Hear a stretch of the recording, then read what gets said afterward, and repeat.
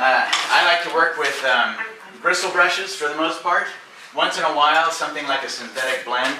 This one is Rosemary Ultimate. These are great. Susie talked about these. I love these brushes. They're a good bristle brush. And then these were the Utrecht 207s, but they stopped offering them in individual brushes. And they're great, great brushes. I don't know why they stopped. You can get them like in a 4-pack of a flat, a round, a whatever. I mean, these are like 10 years old as they are. So they last a long time too. That was one of the things I loved about them, is they just seem to keep going and going. More than the Energizer Bunny, that's for sure. So the others, I use, you know what? I don't have any rhyme or reason to the brushes I use. I'm basically an instinctual painter. I have lots of training for what I do, but when I start painting, I really don't think about it. It just becomes second nature. So I try to just go with how I feel about something at a time. I grab a brush just according to how I feel about it. There's nothing special about most brushes. Whatever tools will work for you. So like this one, I cut it up. I took a good bristle brush and just chopped up the ends of it just for some things. I take credit cards and cut them into little slices and stuff so I can get whatever textures I'm looking for, whatever it is that will work. Palette knives, anything that will work to make the painting better. That's what it's all about. Okay, so let's see. I do have some friends that want aspen trees with a little country road in it. So this is kind of it. Christy took a picture of me taking pictures of the landscape while we were on our trip. So maybe I'll do something with that. And the lighting's not great, so but you know, Richard Schmid once said he painted it under a kind of a pinkish glowing light. You just take what you've got at the time. It was some theater light. So we'll just go with it. All right. Can you tell us about your material? This is walnut oil. I used to use mineral spirits, especially the Gamblin Gamsol. Gamsol, if you're going to use mineral spirits, it's probably the best one to use. I stopped using that, I don't know, maybe 4 or 5 years ago and just use walnut oil now. There's nothing wrong with using it. I just don't like anything toxic at all. And Gamblin, Robert Gamblin said that, OSHA said that like in their factory they have big drums of that stuff, and 50-gallon drums or whatever. He said the air in there was supposedly cleaner than the air we breathe outside. That may be. So I've been using Utrecht and Gamblin paints for the most part for about 30 years because I like to get the big 150 ml tubes. So I like the big tubes because I like to put out a lot of paint on my palette when I work. I don't like the little dabs of it. I use way too much paint, and I don't want to be constrained by I don't want to think, oh, I've only got a little bit of this paint left, I better not use too much of it. You know, that's terrible. That's going to stunt your growth as an artist if you do that sort of thing.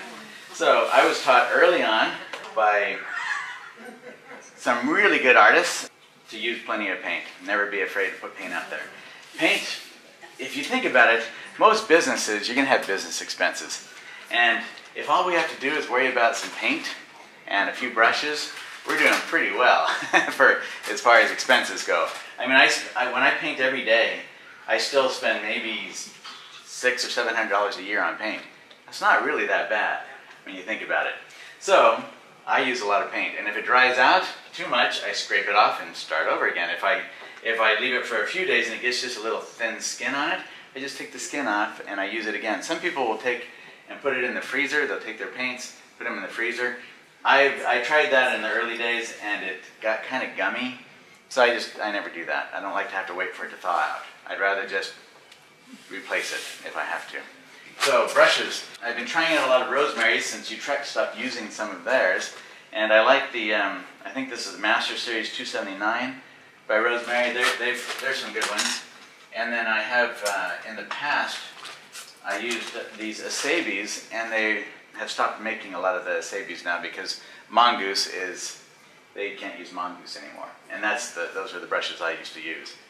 So I'm trying out other manufacturers. This one is a Raphael Kevrin, and this is a pretty nice brush too. But use any synthetics at all? What's that? Any synthetics? Sure, if I can find good ones. These were a blend. Okay. These Utrechts that they don't make anymore, they were a blend. Paint, I did buy when I was at the Oil Painters of America show in Cincinnati. I bought a couple of Michael Harding paints, and I thought, I didn't expect too much out of it, because paint is paint for the most part. You get professional quality paints, and they're just really well made. But the Michael Harding, they really are really well made. So I have 2 tubes of that. I'm going to start buying more of his paint. As far as water mixable, except for Jean when she used to come to my studio, I've not had any experience with them, because I love the regular paint. I like the slower dry time. I use terpenoid naturals to clean my brushes. It's non-toxic, and it's good for brushes. It conditions the brushes while you're cleaning them. So I don't have any need to, water. I never wash. I have washed my brushes in the last 30 years with soap and water probably 4 times. So I really don't clean my brushes thoroughly. I just use terpenoid naturals to clean them, and they're good. Let's see, and then I like this brush a lot. This is a Utrecht extra long filbert. I think it's a 103. And it is fantastic for things like loose foliage and stuff when I go to put that in. And so that's it. Any other questions about materials? Okay, so when I paint, there isn't any. Okay, how many different ways are there to start a painting successfully? Does anyone know? Several. If there's an untold number, it's probably as many as there are artists in the world, or that will ever be. So there's no one way to start a painting. And I don't have any one way that I start a painting. I have probably tendencies, and that's about it.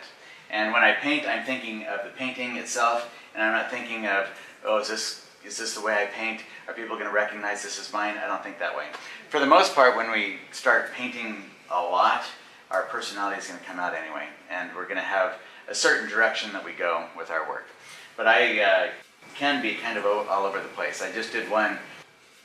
I thought of it recently, and I did it again just recently, where I took a bunch of white paint with my palette knife, and I put a big glob of it all up on the top of it, because I was doing a big fall scene with a lot of really bright oranges and yellows and reds, and I wanted to get some thick foliage. So instead of using a bunch of thick paint this way, I started off with a bunch of white paint on there and then started working into it. I did that back, I don't know, 6 months ago or something, with a 20 by 24, and I liked how it turned out. I just thought, how could I do this a little differently? So I'm always trying new things too, even now.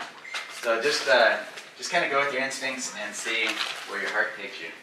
My mother-in-law was at our home, I don't know, about a month or 2 ago, and we were talking, I don't even know how we got on this subject, we were talking about aspen trees, and I talked about how I love the curvy aspen trees, that the trunks just kind of do this sort of thing, and it's like dancers almost, and the green bark that they can get on them. And she said, aspen trees are straight, and they're not green, they're white. Oh. I said, well, yes they are.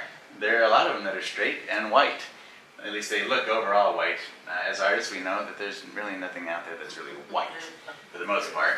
But there are a lot of green-trunked aspen trees. And I have a picture on my blog to prove it, and it's also curvy, like this. So there are all kinds of things out there. So if you have any naysayers in your life, just smile and nod, and then go about and do what you want. All right.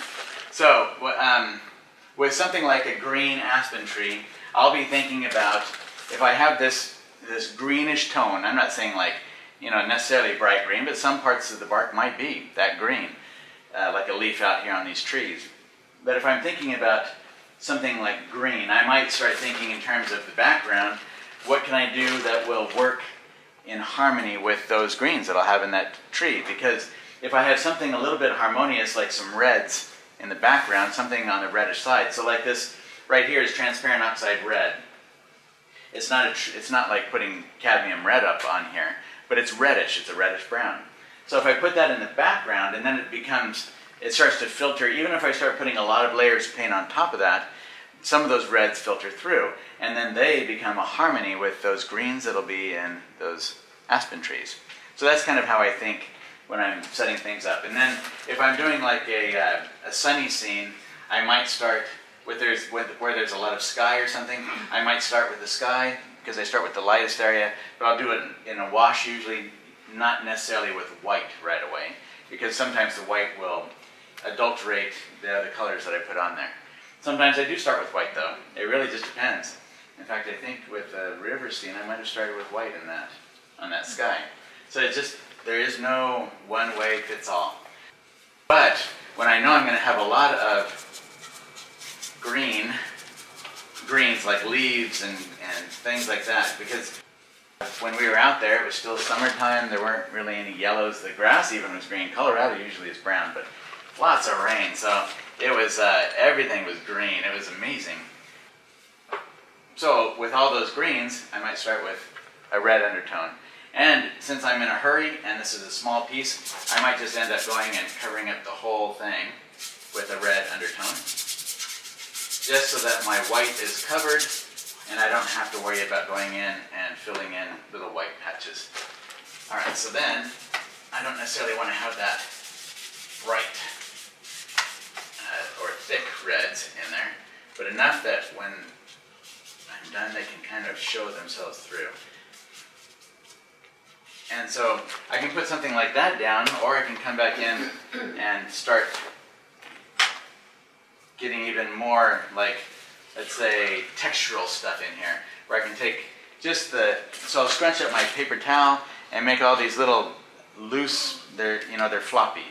So loose little edges on my paper towel, and then I can come in and just make little, almost like branches and other foliage that's back in the background with it. So there are all kinds of little tools we can use. Anything that our imagination can come up with can become a tool. All right. And then I can either, sometimes with aspen trees, I will put in a whole lot of work to the background and then come back in with something like a paper towel or a Q-tip, something like that maybe, and wipe it all the way down to the white of the panel again. Sometimes I just paint right on top with thick paint. With flowers especially, I'll have more of a tendency to wipe out once I've done the background, just because I like the white to really be strong so I can have that translucent quality in the paint. Because flowers are, translucent, they have really intense colors with them. So that's where I might be more prone, especially to wipe off the paint that's there. Okay, so we're almost done now. That's just, wow, that was so, painting is so easy. I love this. No, it's really not. No matter how long we've been doing it, it is not easy ever. Okay, so my palette consists of colors that once in a while change, but for the most part, this is what I use all the time. I have titanium white, not for any reason, but that I've always used titanium white. There are other whites out there. I hear Kremnitz is a good one to use. This primer that I have on my panel, I just found a product that I think I love. Passivating Primer by Ecos Paints. For a gallon of it, with shipping, it's about $110. But it's one coat. And seriously, I thought when I was putting it down, that this does not look like it's going to do it in one coat. When it dried, it was white, and it was fully covered. Stuff is amazing. And so I called the company because I read Stapleton Kearns talked about using Zinsser primer, and I think he was using an oil-based or something. I got the shellac-based. And I noticed that with some of my panels that I did 2 years ago, they're pretty yellow. Now, that's not necessarily a killer for art, because lead primers, which most professional artists today use lead-primed linen. Lead will do the same thing. It yellows. I have a big roll of lead-primed linen, and I didn't really like it that much, so I stopped using it. A lot of things will yellow over time. Linseed oil is one of them. Walnut oil yellows probably one of the least of the major oils that you can use. And it's been used for hundreds of years, very successfully. The only thing that you have to worry about when using it, especially if you're using it on acrylic ground, is if you use too much of it, especially in the early stages, it will beat up. It won't adhere. Because oil paint forms a mechanical ground to acrylic primers, to acrylic gessos. They do not bond chemically. Whereas oil to oil, if you use an oil primer or a lead primer, they're binding chemically.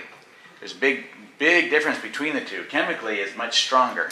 Mechanically, you have to have some tooth, you have to have something for it to bind to. So with oil, if you put too much oil on an acrylic ground, it'll bead up because it's just not enough there to hold it in place. The paint itself, if you're just using, I just use a little bit of walnut oil and a whole lot of paint, and I don't have any problem with that. It works great. With this passivating primer, what that means is it makes everything that's toxic within a material. Like I use medium density fiberboard. It's actually not medium density, but they call it medium density. MDF is what you've probably heard of it. You can go to Home Depot and get the 2-foot by 4-foot sheets of MDF. And that's some of the best MDF I've found. I've been using it for about 20 years. MDF has formaldehyde in it. You have that in your studio and it leaches out into the air. Not much we can do about that. Most furniture and carpets and everything else does too. That's just kind of the world we live in. But this Ecos Passivating Primer, it seals that in and it cannot escape. It seals in all the toxins so they can't escape. You can put it on your walls too, it's great. And they use it at the Louvre Museum. I called the company to find out, I said, look, I need to know if this stuff's going to yellow on me in a short time. Does it have adulterants in it that are going to cause it to weaken like house paint? Horrible stuff to use. Obviously Jackson Pollock's paintings are falling apart because he used house paint. So we don't want to do that. But most things are not really, truly archival. There's no such thing. Everything's going to deteriorate and fall apart eventually. We just want it to last us at least our lifetime. so that when someone buys one of our paintings, they don't come back and say, hey, everything just fell off one morning. I woke up and it was on the ground. Okay, so other than that, we don't want to get too overly concerned about it because that can give us headaches. There's just so much opinion out there about everything when it comes to that. But this passivating primer, they've been using it at the Louvre for over 30 years, and it works great for them. And so I tried it. It is white. It's really nice. It has a good, it's not slick, like a lead ground can sometimes be kind of slick. It's not quite, I don't think, as absorbent as like a thinner acrylic gesso, but it does have some absorbency to it. But as you can see, if I do this with a little bit of walnut oil, to see if it works, I can go right back down pretty quickly, you know, for the most part, to the white again. So it really does work really well. Okay, so those are my materials. Okay. Bill, you didn't say for sure what your palette was besides after titanium. Oh, okay, so titanium white. Good job, thank you, Karen. Titanium white, cadmium lemon, cadmium yellow medium, cadmium orange, cadmium red light, and don't worry, if you don't get this right now, just email me and I'll give you a list of my materials. Cadmium red light, cadmium red medium, and let's see, transparent oxide yellow. It also depends on the brand. Some people call it transparent earth yellow. Transparent earth orange or oxide orange, transparent oxide red. Then quinacridone red, because I need it for flowers especially. We discovered that in class one day with Jean and others. Alizarin crimson permanent, make sure you get permanent on the end of it, because the other cracks and it doesn't have the longevity, it fades over time. It doesn't fade nearly as much when it's mixed with other paints as it does just on its own, but why use it? If it's fugitive, I just wouldn't use it. And the new transparent oxide, or the new alizarin crimson permanents are really good, especially the Gamblin. I think, from what I've seen, Gamblin is the best for that particular color. I don't know about Michael Harding because I haven't used theirs yet, but I will try it out sometime. I use the alizarin crimson still because it's how I get my really dark darks. When I want a deep, rich dark, that's how I get it. I don't use the blacks. Let's see, ultramarine blue. I do have what's called a blue black that I got from a company called RGH. RGH I would be hesitant to recommend wholeheartedly I got some of their white, and it never dries. I think they put way too much oil in it or something. I'm not really sure. So, but I do like this blue-black. It's just a nice color. It's a quick one. It's very convenient. So if I want to graze a color down quickly, it works excellent for that. It's a little cooler. It's not too warm. And then the phthalo and cool and warm is another subject that's very confusing out there. Some people will call the yellows the warmest, and some people call the reds the warmest. I generally tend to say if it has more red in it, it's warmer. If it has more blue or yellow, it's cooler. But that's just semantics. It doesn't even matter. It just matters that you know in your head what you're putting down and if it's working or not. Then I have, let's see, phthalo blue, manganese blue, and phthalo green. So those are the colors that I use often. Phthalo blue and phthalo green are very strong. So I like phthalo green. I like phthalo green better than Viridian, which is what a lot of artists use, because I like the opportunity for it to be strong. And I hardly have to use any of it. Phthalo blue, I like it too. I used to use cerulean, but I like the manganese blue better. It's a little bit more rich, a little warmer than the cerulean. So that's it. And the manganese works great for some skies. Okay, so let me see. I better do something here. And I'll probably have to do this once in a while so I can really see my colors. For one thing, they're glaring, and another, the light is just, it's not great. But that's all right. It'll work out. So I think I'll start actually getting some blues back in the background. And maybe I will use a little white just so I can see my color better.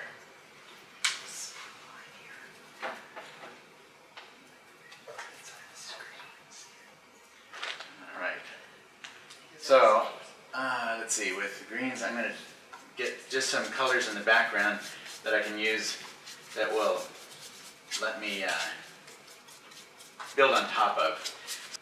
When I think about color, for the most part, I like to stay in the mid-value range through most of the painting, if I can help it, because the mid-value colors are the richer colors. They're more saturated than the the bright value or the dark value colors.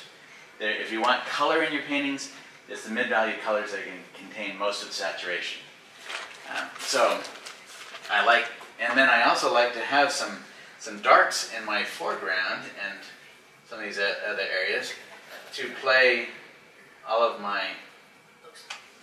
other plants against. So like I can take something like that and not really think about what they might be yet.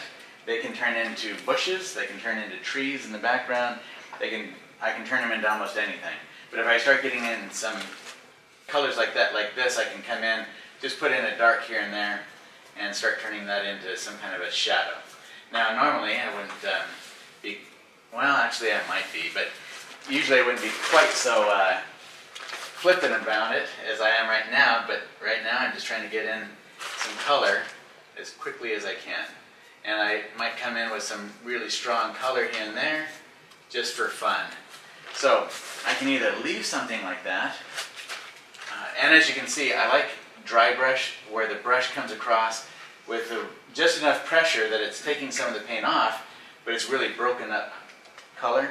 I love dry brush strokes like that. I love brush texture, bristle texture, I guess is what it is. So I like to build layers where I have the underlying colors that keep floating through. So I can come back in with some of those colors and build upon those and use them that way. Where it's just it reminds me, it's like someone that did things like that really amazingly is Child Hassan. He did these, they're just like jewels. There's so many little colors all through his pieces. Well, I try to achieve some of that play with color, but I do it with the thinner, sometimes a lot of the thinner strokes, one on top of another, but broken up enough that you see the other underlying colors that are still. When I work in my studio, I really don't want to get dependent on a photograph or details in a photograph, because I feel like they curtail my creative imagination. They kind of become a little bit of a roadblock. I have 2 monitors, and I keep them about 12 feet from my easel. And I might have a dozen photos up on my monitors, but I just use them a little bit peripherally. I'll look over once in a while to kind of get some kind of an idea of shadow. Mainly it's the shapes that I'm going for. Shadow shapes, light shapes, color shapes, something like that. It's mainly shapes that I'm looking for. So in here, I'm still looking at shapes. I have this square white shape, or lighter shape up here in the corner. Even though I have a little bit of stuff coming into it, for the most part, if you squint, this area right here is a square of bright. And then I have this area right here. Notice how this square right here is a little bit smaller than this rectangle over here. And then this is a bigger square down here. So even with all of this nothingness that I've put in here with these strokes, I still have particular shapes that are there. And I have to be cognizant of those shapes while I'm working. And I do that all the way through. So I'll have the bigger shapes like that I'm thinking about, small, medium, large. And then as I start to develop up the other elements that I put into it, whether it's trees or whatever, the trees become then more shapes. Not necessarily a tree, but just a shape. It might be a bright shape in there or something else. But I'm thinking all the time in terms of, are my shapes relating well with each other? Do I have a good variety of different sized shapes? Because that's what's going to make my paintings interesting. So many people worry about particular compositional, well, is it the S-curve, or is it the triangle, does it have the golden mean or whatever? Really, if we just pay attention to some of our shapes in here, we'll often come out with a good composition anyway if our shapes are working with each other well. So, okay, so let's see here. I might reverse this photo in my head, and because it's kind of going the opposite. So let's see. I can come in with, let's say, I have brighter trees, or brighter area over here, and so I'll come in with some dark shadows in these areas.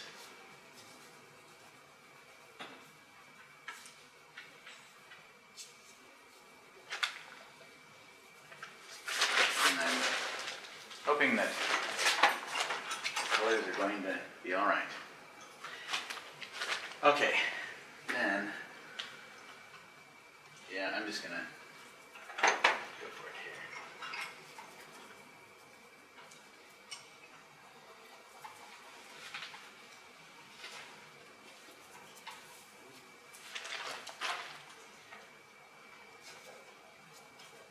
So you notice, since I started painting, I've used the same brush the whole time. I've used just one brush. Light and dark paint on here, because I paint with a fairly light touch. So, and I don't put it down a stroke and then start noodling it like this. Okay, so that's why my colors can stay separated from one another. If I start to go back in and play with that stroke that I just put down, then it's going to take the colors that are underneath and it'll start to blend those colors together, and they become then a muddy mess. But if I just lay them down and then leave them, then they can lay one on top of another, and I can just keep doing that almost forever that way. So let's see.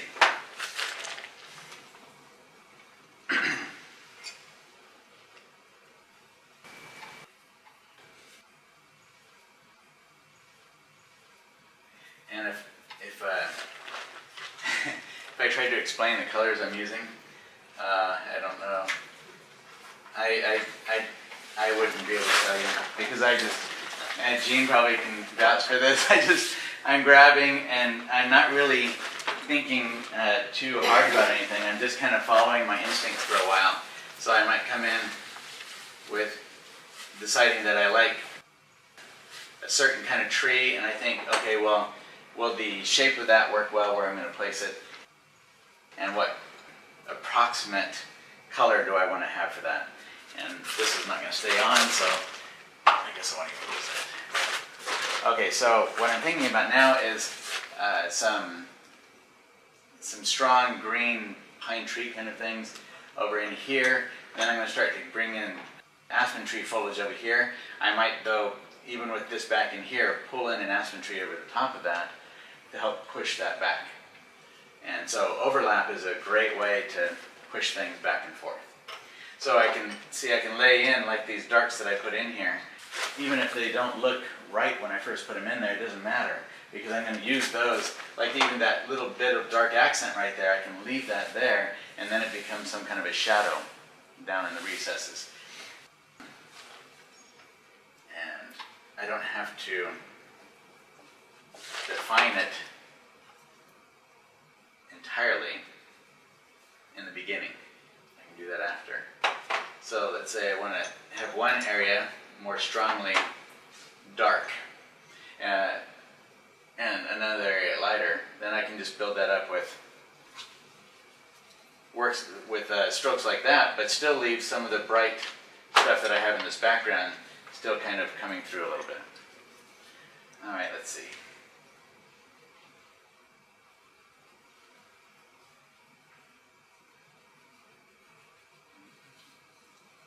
And I do try to have an idea of, see, and I just keep, there is another artist, William Hook, I've read about. He uses just a number 12, I think he uses 2 number 12 brushes for an entire painting. And the guy's hugely successful, but that's it. He just, if you look at his brushes in here, he'll have 2. And that's all. So you don't have to have a huge amount of materials. In fact, sometimes when you have too many things, they can get confusing. They can actually take so much time trying to think about, well, what brush should I choose now, that we're not getting to that actual act of painting enough. So with this, I'm just laying some things in here, some fun stuff, just so I can kind of get, is it glare? Are you having trouble seeing it at all? No, it's just, she and I are. Oh, okay. So a lot of times I'll just come in and start laying in some colors like this, not with any, sometimes it's going exactly where I want it to. Other times I'm thinking in terms of just getting in a jumble of colors that might be interesting in the background once it's all finished. So often I have the overall idea in my mind of what I wanted to achieve, but generally I leave myself very well open to the painting itself letting it take me somewhere else, if that's what happens.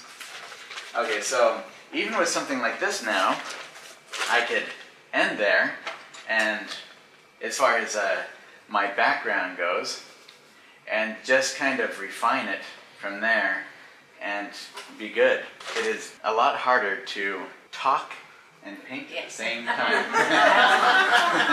So sometimes like I start doing this in this way, and then I just go, oh crap, no, that's not going to work at all. I have no idea where to go with it. But I don't think that'll be the case here today. Let's see. All right, so now I'll come in with, let's get to some aspen trees. All right, so the green color, actually there's a lot of ways I get to the colors in an aspen tree, but kind of a base color that I like a lot for aspen trees would be the transparent oxide yellow with the manganese blue. And it makes for it's just a really nice green color. So with an aspen tree, let's see, I'll have maybe a couple of big ones and then mostly small off in the distance. And I probably would want to have some kind of a road. Now I could come in for, I'm thinking about that,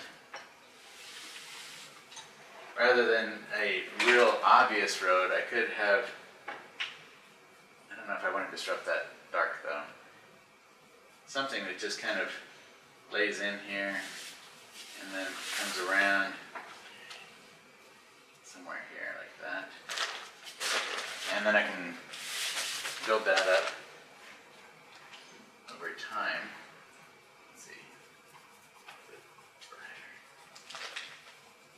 can start with like a cool color on underneath, and then add in some warmth somewhere in there.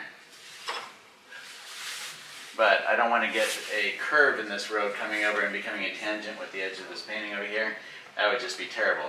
So I would end up breaking this up with other plants. Oh, crud, I had that all ready to do aspen trees, didn't I? Let me see. All right. Let me do that.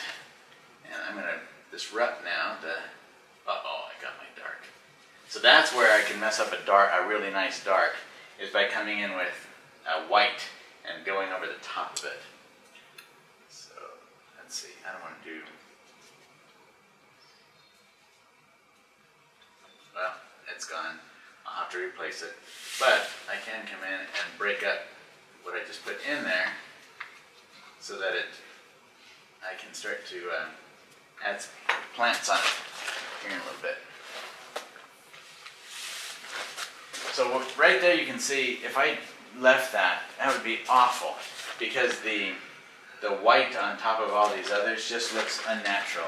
White is a cool, it cools down everything that you add it to, and if you put it in without knowing that you're going to do something different, then it can cause that area that it's added to just feel dead. And so that's what I have to be cognizant of.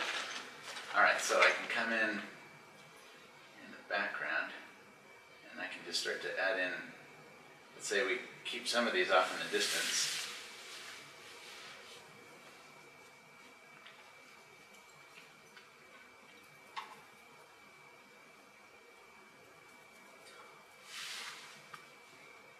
Bill, do you ever lighten with things other than white, like lemon yellow or Naples yellow, and not use white? There are a lot of people who like to use an opaque, so the transparent oxide yellow that I use replaces yellow ochre, and there are some really light yellow ochres, or the Naples yellow that people like to use. I just have never used them. And I try not to use too much white. Generally speaking, when I use white, if I add white to something, I'll come back in with a little bit more color, just so that, because white will generally tend to overtake everything right away, and so then I have to come back and warm it up or cool it down or whatever it is that I need to do to it. But the other colors, I haven't done that. I mean, I have in a long time ago. It just didn't work for the way I painted at the time, so I just haven't done it. There's nothing wrong with doing that. Gamblin makes a warm white and a cool white. I've seen that. They seem to be less chalky than titanium, and I like to use both of them. Experimentation is excellent. I recommend that we experiment all the time, and I need to do more of that with the whites. I haven't experimented for a couple of decades probably with white, with different whites, but I should probably do that again soon, just to try it out. So then, let's see, I'll come in with like a bigger aspen tree here.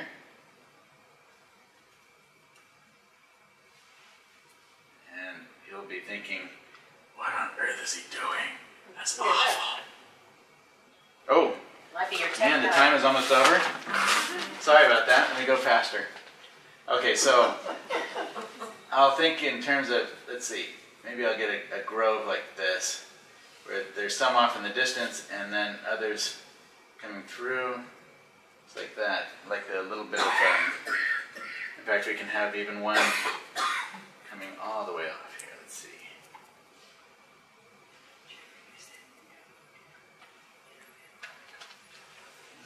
Do I want one? Maybe not all the way off, unless it's a small one.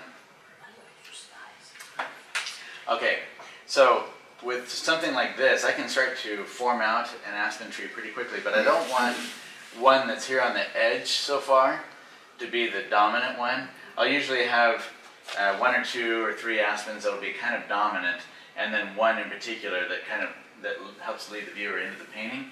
And I don't necessarily want to have one right here that is the dominant piece, or the dominant aspen, but I will form out a little bit here, just so that, since we don't have much time, you can see how I would do that. So, when I start forming out the structure of a tree, I'm thinking in terms of light. Where's my light source? And so I'm going to have the light kind of It's going to be more of a diffuse light today, not a real strong one necessarily, unless I get into it and I decide I want some really strong shadows and light. And then I'll change it. I can do that. Since we're artists, we can do anything we want. All right, but right now I'm thinking in terms of diffuse light, so it's going to be soft. So I start to, where there's a bend in a tree that goes like, that comes off, wherever, everything is planes, everything. So the tree that's straight up and down, the top of that tree gets the least amount of light. The mountain is the next. It's a little bit maybe angled, so it gets a little bit more light than the tree because of the angle of the light. The plain, the filled, gets the most light because it's flat, so the light comes down on it most. So where this starts to angle, right here on this tip, right here, I'll probably get the most light in that tree because it's the plane of it is tilted more to capture more light.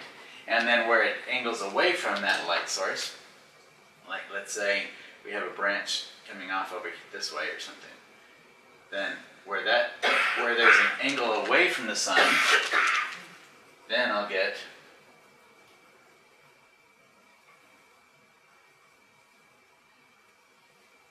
and it doesn't necessarily have to be dark, but it is going to be dark.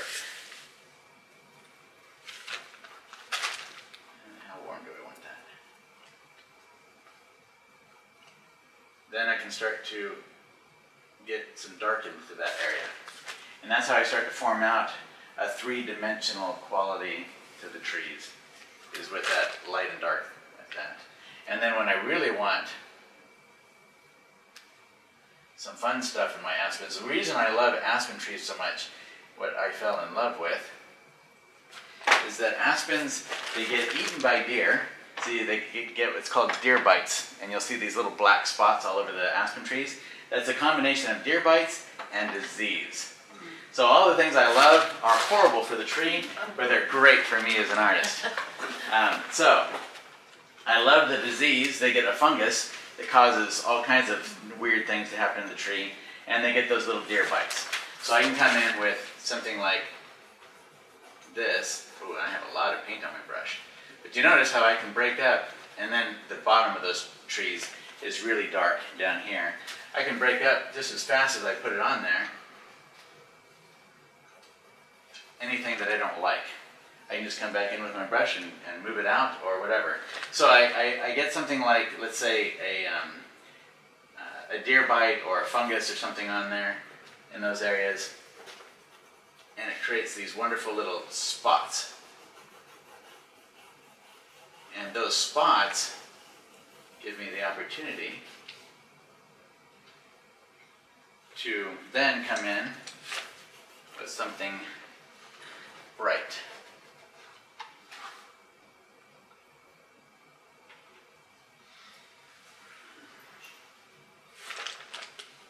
So then I can come on right on top of something like that.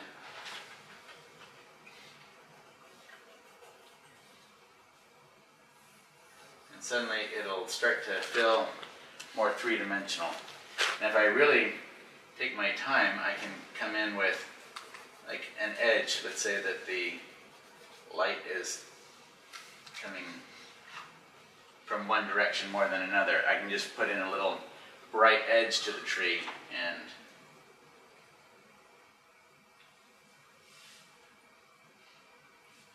just like that, and start to form out a three-dimensional feeling to the tree.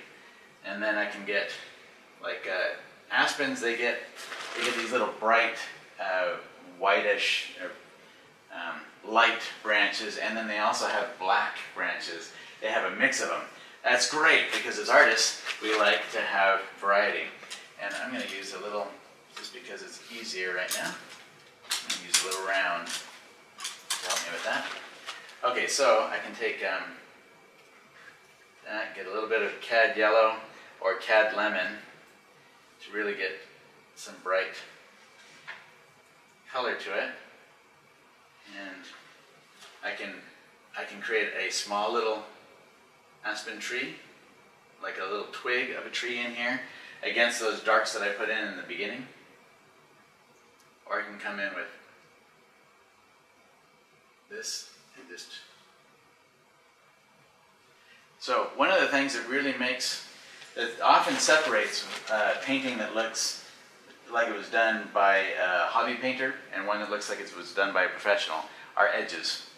Edges of things make all the difference in how real it feels. So when I'm working, as you can see, when I'm going through here, I'm constantly, I'll put down a stroke and then I might come back up through it and break up that stroke with my brush. Because I don't want to have, if I put in a hard edge, I want to make sure that that hard edge is exactly where I want it to be. Because a hard edge, the things that draw the viewer's attention are contrast, really strong dark and light, hard edges, or if it's a lot of hard edges and then there's a soft edge, the soft edge will draw the attention because it's something different. But generally speaking, when we're painting like this, most edges are soft all the way through, and then when you have a hard edge in there, it's different, and that's our focal point's going to go to that. Our view's going to go to that. So if I put in a hard edge, I want to make sure that it is very intentional. So I'm breaking up my edges all the time in here. And I can come in just like this and add in little branches, and then I'll make sure, like where that ends right there, generally speaking, if it's on the back side of the tree, the light's not going to get to it, right? If my light's coming from this direction, then that back side of that branch shouldn't look like that. So I will disrupt that either with, I can disrupt it with my brush like that, or with the end of my brush, the other end of my brush, or I don't ever actually use my fingers, but you can use almost anything to break that up and take that into shadow if I want. Or I can come back in with some dark, even with a big brush like this, add a little bit of shadow to it that way. There's any number of things we can do to break up edges. And then I can come in, after all that, and get some foliage here and there. So once I start putting in branches like that, I can come in and break up my trees by putting in some leaves.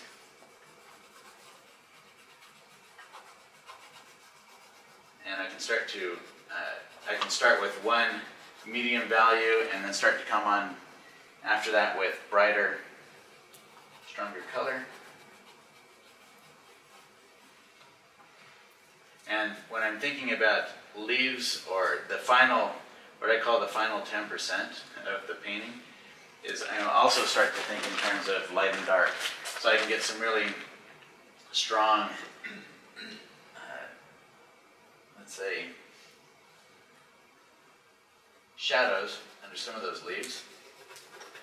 Like I could take something like that and maybe come in with a little edge somewhere away from the light that creates kind of it's that light and dark that I was talking about with contrast. I can create some little light and dark, strong contrasting areas to break that up. So if I do that throughout the painting, I don't want to get carried away and have activity everywhere, but wherever I want to have it, that's how I can start to build up that three-dimensional quality, and that's the layering. So I just did this little area quickly because we are out of time, I guess. Let's see. So with what I have here, when I dragged this through the green that's back there, that green is really cold compared to what I want. It's a warm green in comparison to other greens, but it's cold for this tree. So I would then come back in and warm that tree up by adding in like more transparent oxide yellow to it, or something like that, so that when I, like this, see, I can warm that tree up quickly just by coming back on top of it. And then I can leave where it's going into the foliage, I can leave it darker and lighten it up as it comes out. So let's see, what else? And I can do the same thing out here on the outside edges of it, just like this. I can come in with some little bright areas on top of some of those deer bites. I can just do that all the way through with each one. And if I think overall that the tree is too dark, then I just come in with much brighter warmer. It's too cold. I can come right back in again over the top and start lightening it up until I get it to the lightness that I really want it to be.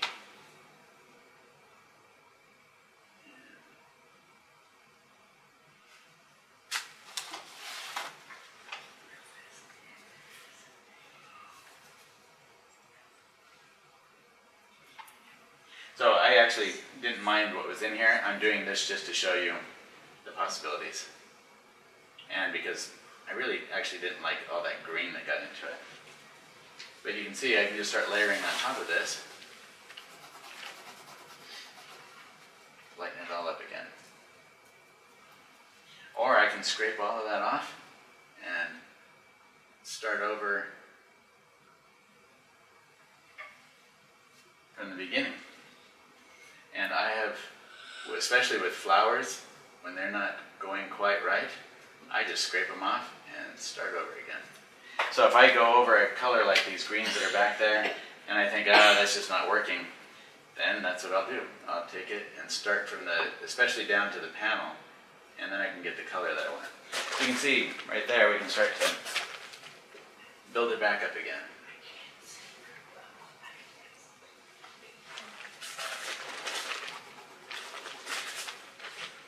And then I can take that same brush, come back in with some darks, just like that.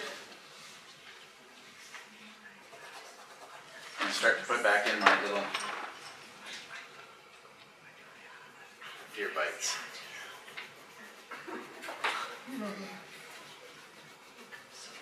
Okay.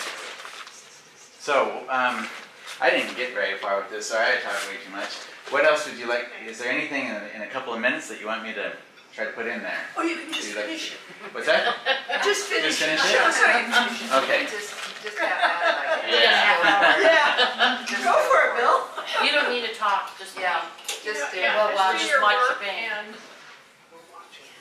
we can, hopefully, we'll all get a chance to come up and look closely at your farther along. Remember, Bill, we paid for the finish. No doubt about that.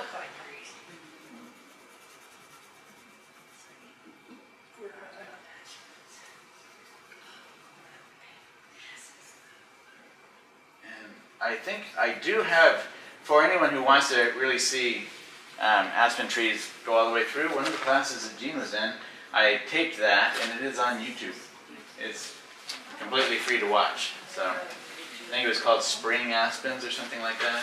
I'm still working on my aspens every year. Yeah. Hey, that's what makes them so wonderful, is they're always challenging and a whole lot of fun to do. So I think this guy is too big over here. So what I can do is cut down some of that, just like that.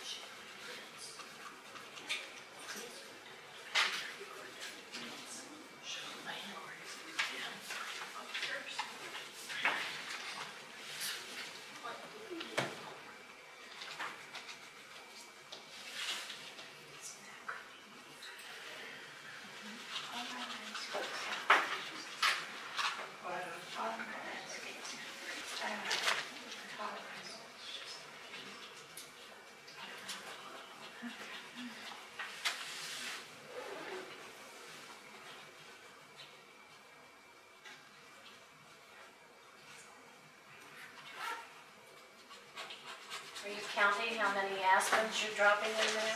I haven't. You know how many I've done? I have to make sure I don't have an even number, huh? So. Anything's nothing.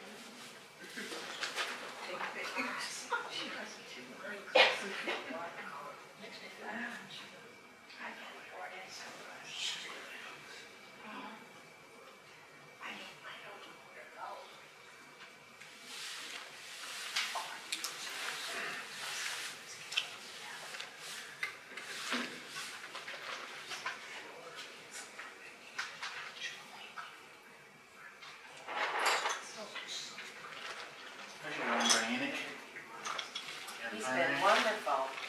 Now it's good. It is. Great.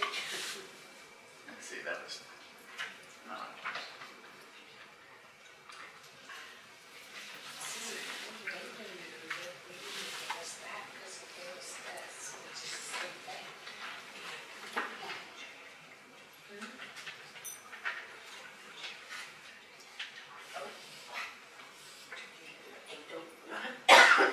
Good question.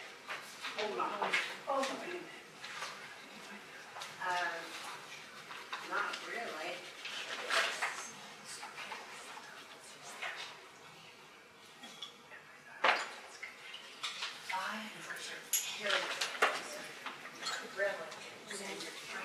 No time to think.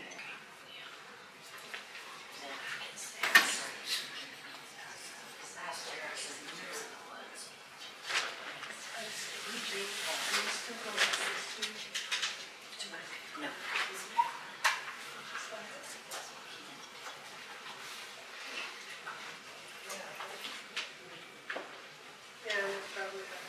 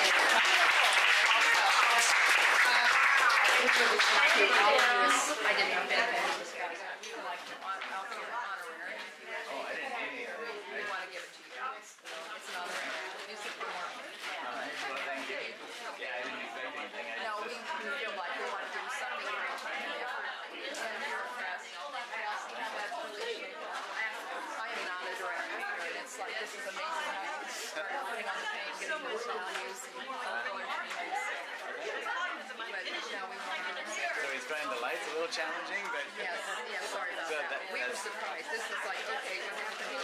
Hey, good job, buddy. That's beautiful. You can go sit in the chair until we're all done. Okay, and pack everything up. Thank you, Bill. I enjoyed it. It was really nice. All right, thank you. I'm not an oil You know what you can learn? I take from other mediums and think about it in terms of oil paint. Absolutely. That's what I was doing.